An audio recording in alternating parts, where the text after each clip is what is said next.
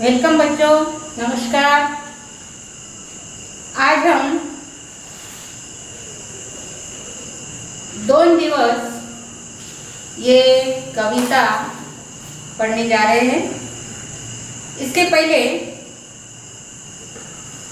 पहला विभाग जो था, पहले विभाग में जो लास्ट स्थूल वाचन था, मोठे होत असलेल्या मुलांनो, ये स्थूल वाचन हमने पूरा किया और उसके जो प्रश्न उत्तर स्वाध्याय है वो स्वाध्याय भी हमने छुड़ाया।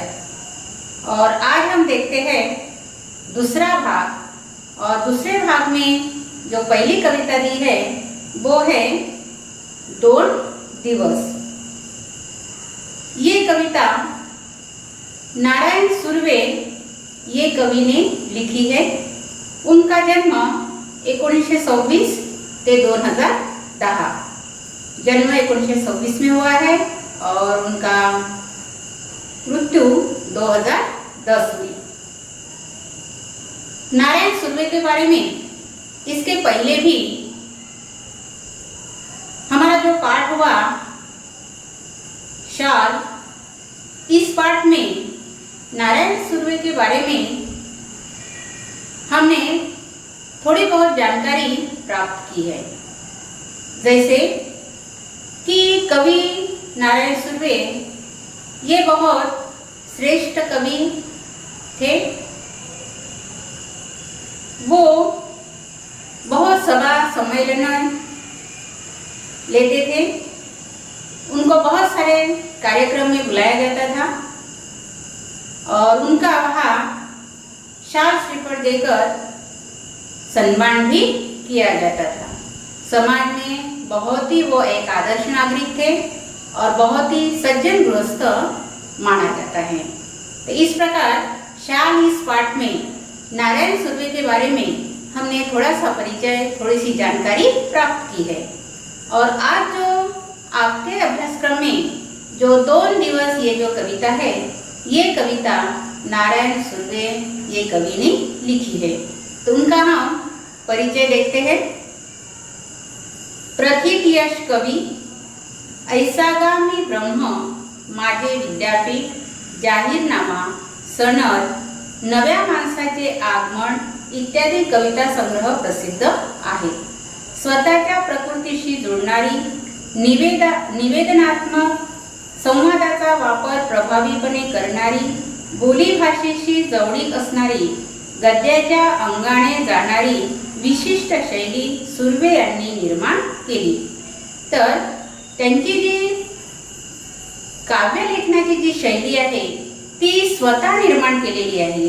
म्हणजे स्वतःच्या प्रकृतीशी जुळणारी, म्हणजे प्रकृती म्हणजे वातावरण, नैसर्गिक वातावरण, ज्या वातावरणामध्ये आपण राहतो त्या वातावरणाशी जवळीक असलेली आपली काव्यरचना असायला पाहिजे।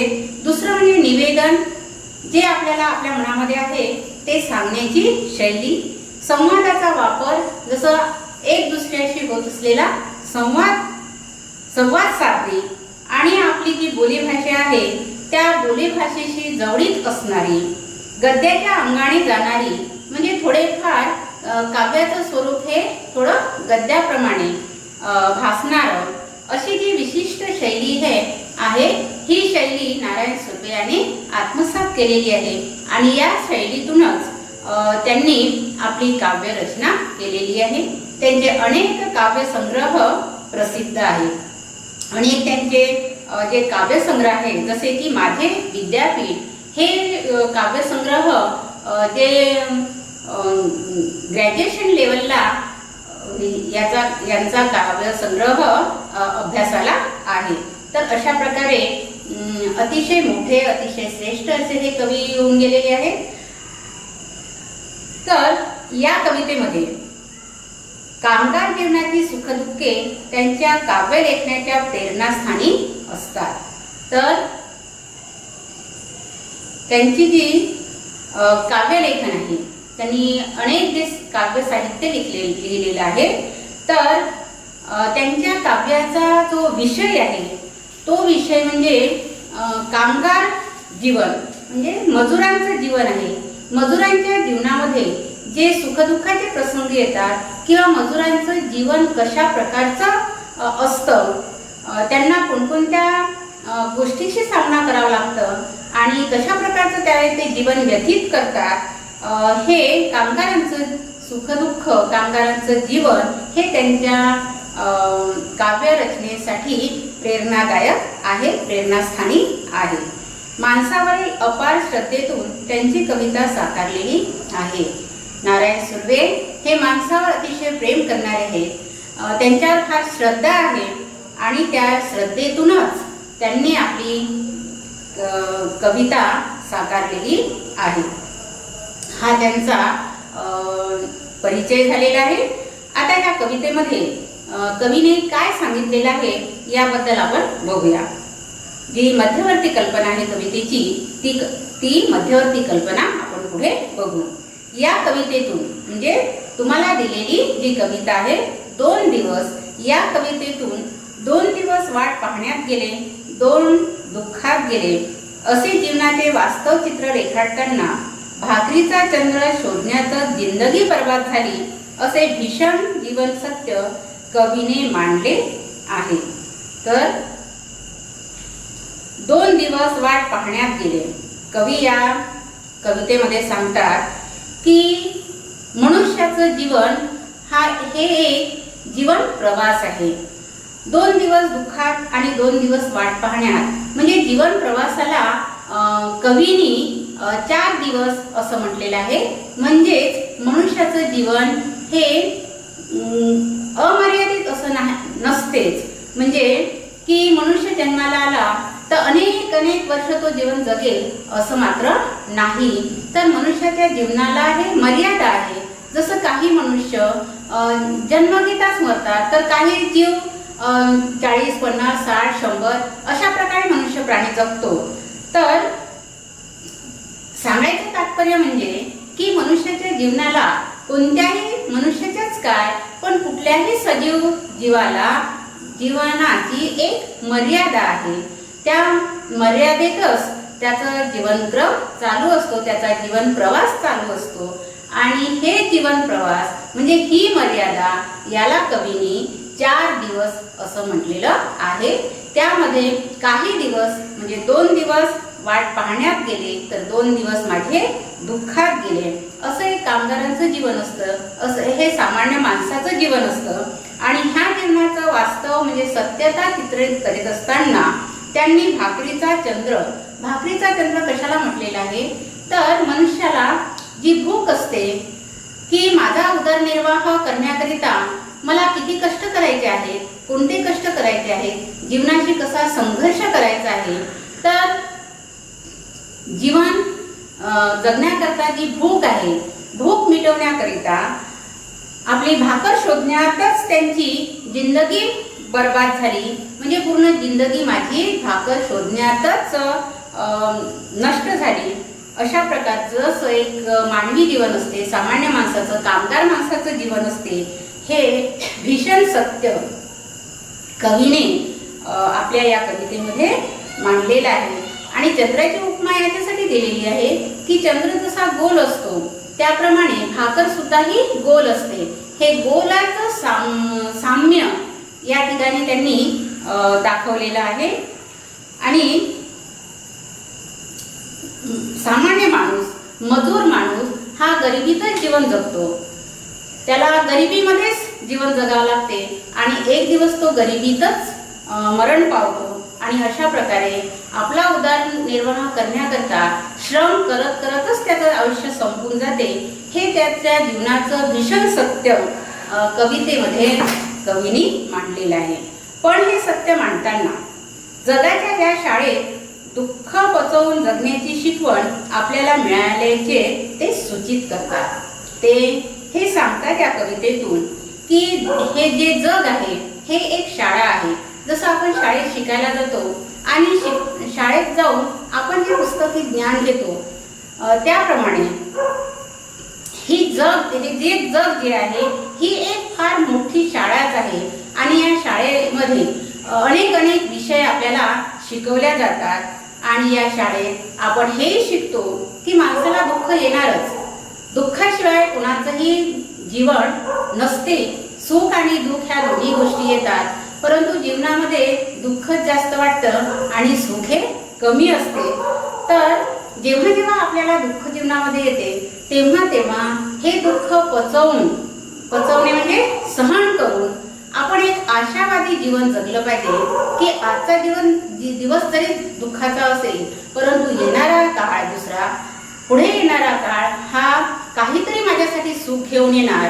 कारण हे जे आहे प्रत्येक क्षण, जीवनाचा प्रत्येक क्षण हा परिवर्तनशील आहे. कुठलीच परिस्थिती एकसारखी राहू शकत नाही. म्हणून माणसाने कितीही संकट आले, कितीही दुःख जरी आले तरी परंतु त्या दुःखाचा सामना करायला पाहिजे आणि ते दुःख पचवून आपले पुढचे दिवस चांगले येतील ह्या आशावादी तत्वाने माणसाने जीवन जगायला पाहिजे. हे ते या कवितेतून सूचित करीत आहेत. तो बच्चों, ये एक इस कविता की मध्यवर्ती कल्पना हुई है और हमने नारायण सुर्वे ये कवि का परिचय भी देखा है. तो ये जो कविता है उसका हम अर्थ देखेंगे, सरल अर्थ. देखो, 2 दिवस वाट पाहण्यात गेले, 2 दुःखात गेले. पहिल्या आवडीमध्ये कवी म्हणतात की 2 दिवस वाट पाहण्यात गेले. माणसाच्या जीवनामध्ये अनेक दुःख येतात आणि अनेक सुख पण येतात. असं नाही की दुःख आहे म्हणून पुन्हा सुख येणारच नाही. तर क्षण हा बदलत असतो, परिवर्तनशील असते आणि त्यामुळे मी माझ्या जीवनाचे 2 दिवस वाट पाहण्यात घालवले. वाट पाहणे म्हणजे प्रतीक्षा करणे.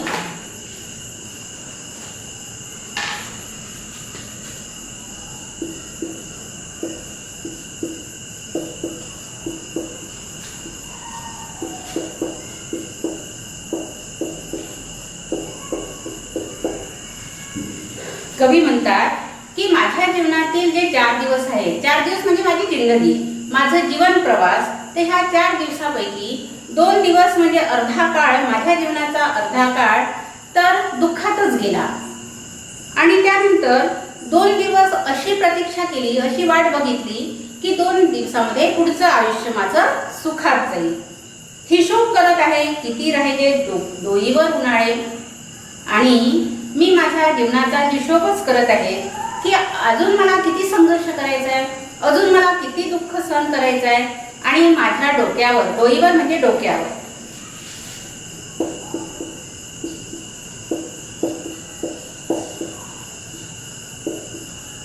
आणि या ठिकाणी उन्हाळे, उन्हाळे म्हणजे दुःख.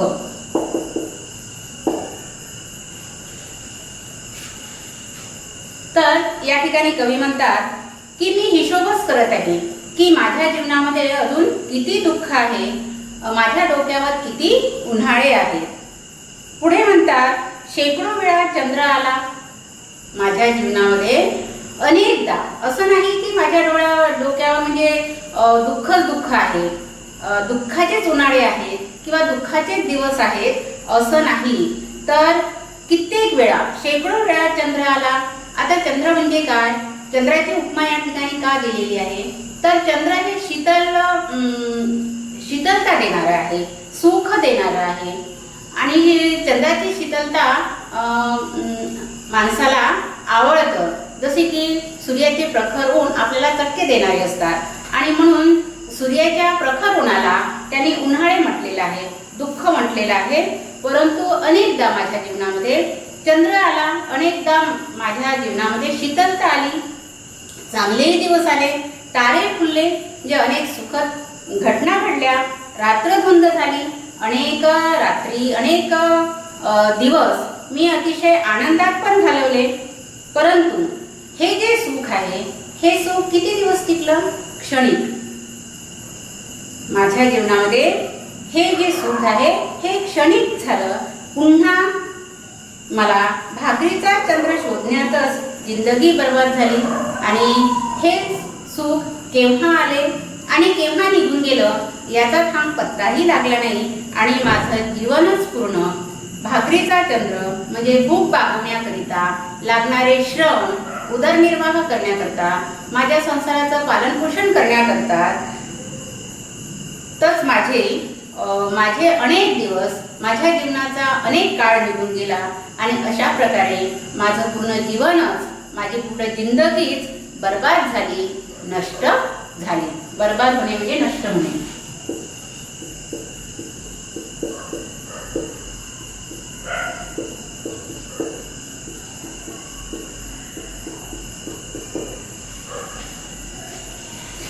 तर अशा प्रकारे या पहिल्या कडव्याचा अर्थ आपण समजून घेतलेला आहे.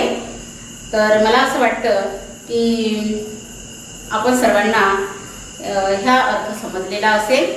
तर मुलांनो, की हे सर्व तुम्हाला आपल्या वहीमध्ये पूर्ण अर्थ लिहायचा आहे आणि जे काही कृतीमधील प्रश्न आले असतील ते प्रश्न पण तुम्हाला या पहिल्या कडव्यावरून सोडवून घ्यायचं आहे.